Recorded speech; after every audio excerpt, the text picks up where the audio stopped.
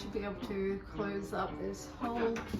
Unfortunately, we ran out of the white prime stuff for Buddy, so that's a bit of a pain because I didn't want to have to. Yeah, it's just easier painting this stuff when it's primed. But anyway, it is what it is. At least I managed to do the rest of it. And it's only going to be that part there that's going to be in the natural timber that I have to paint. But yeah, look, it's coming together.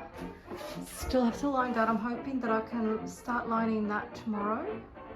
And I want to be able to actually cut the first part of the timber top for the pantry, because without that I can't continue on with deciding where the benches and things are going to go. So it's kind of integral that I get that in. I went out today to the tile shop and ordered some tiles because I'm going to have to tile at least underneath the where the oven is going to be before the Sparky comes back in, because they have to actually secure the oven down to the ground these days. Even though it's freestanding, they've got like this plate they've got to secure down. So I want to make sure I've got at least that little part where the oven is going to be standing tiles. So I've ordered the little black outer edge tiles, and I'll put those down just in that little area. So I'm not yet ready. As you can see, it's a bit of a mess in here. Not yet ready to be doing the tiling. Hopefully soon, if I can do the skirtings and things like that, that'll clear up most of this timber. The rest I might have to put into Hannah's room for when I finally go to do the floor. Yeah, I don't know. I'll work it out. I'll work it out as I go along. But yeah, it's come together. I'm exhausted, hungry, but pleased with how it's turning out so far. Looking forward to doing the actual skirtings and things. I've got some really nice stuff that I'm absolutely keen to see how it's going to look. But like I said, a lot of it is dependent upon where I put the shelving, and I need to make sure first that I get that in so I can get an idea of what I'm going to do with this corner. I'm still not certain whether I'm going to do a shelf that comes in like so and then comes along in an L shape, or whether I shall just do facing out this way as an additional shelf, or whether I'm going to run the shelving all the way across, or whether I'm just going to leave this all blank down to the actual tabletop and then have shelving underneath for extra storage space. So yeah, I'm sort of still working on it. I did originally plan to put the shelving, there was going to be 2 shelves up high, but I don't like the way this kind of creates like a shadow, because this is going to be like the main thing to be seen. I just don't like, I mean, I have got the option because I've got a PowerPoint there. I can hook up some LED undercovered lights. But yeah, again, it's something that I'm not going to be 100% certain of until I actually have everything in place with the bottom shelving, so I can see how it looks and get an idea of what I want to do next. So yeah, that's where I'm up to right now. So the tiles that I've chosen for the floor, it's going to be like black outer edge, and there's going to be this beautiful sort of heritagey style black and white tile. So the kitchen's pretty much going to be like a black and white art deco theme, obviously to keep in style of the house.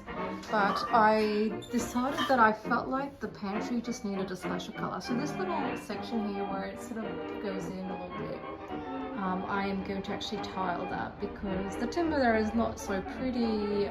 Some of it actually split when I was putting it together. There was some issue with it, I can't remember what, but something happened and part of it split, and to take one piece out it just would have split the next one and the next one and whatnot. And besides which, I always kind of had planned to tile this section, but I needed something there that was going to be solid without having to compromise on losing too much thickness because of the window on the other side. So I figured the best way to do that was to put the VJs there and then tile them if necessary, or line them with something else, which is what I'm going to do. So I'm actually going to be tiling here up to about 600 up, and I decided in here I'm going to go with a splash of colour because I thought, well, 1920s. They also loved, you know, even though they liked their patterns and things, they also did like colourful things. And so I actually went to pick up today from the tile shop this one here. They graciously allowed me to bring home a sample, and I just think it looks amazing in here. It's going to look really cool, and when the sun's here, the colours just really pop. It'll just give a little splash of colour. You can imagine the timber tabletop there, so you're not going to be directly like in front of the floor anyway, so it's not going to be too busy. And it's also going to be on this side. Then I'm going to put a little dado rail, and then above that I've fixed up that wall nicely, because I did manage to get some nicer sides on this side, or else I will line it additionally just to make it match this one here. The problem with these old boards is that the new ones tend to have either one completely wide side which is too big, or they have these too narrow grooves, so they don't match the existing VJs, and you'd have to order in specifically, and it gets expensive, and I just wanted to use what I had underneath the house, repurposing as much as I can. So I mean, the option is to leave it as it is, paint it white. It's all going to match once it's painted white anyway, or I just line that little bit up to the dado rail and then have the tile there, and it's really going to be beautiful. It's just that little bit of colour, just to bring a little bit of warmth into this walk-in pantry. I feel like it kind of reminds you of the beautiful china back from the 1920s and things like that. So yeah, I'm really keen. These are not cheap, they're a really thick tile, really super expensive, but I'm only going to need one box essentially. But that one box, ladies and gents, is around $200, so not cheap, but when you find the right thing, you just got to roll with it, right? I did get a few other colors, but I found there's only one other one that's kind of like copper, which kind of look nice, but I feel like this one really brings happiness and joy into the space, which is what I want. I want it to be a beautiful, warm, happy place. So I think this is what I'm going to go with. So this is the tile that I've chosen for the floor, and then like I said, I'm going to be lining the outer edge with this black tile there, so that it's going to be historically accurate for the era.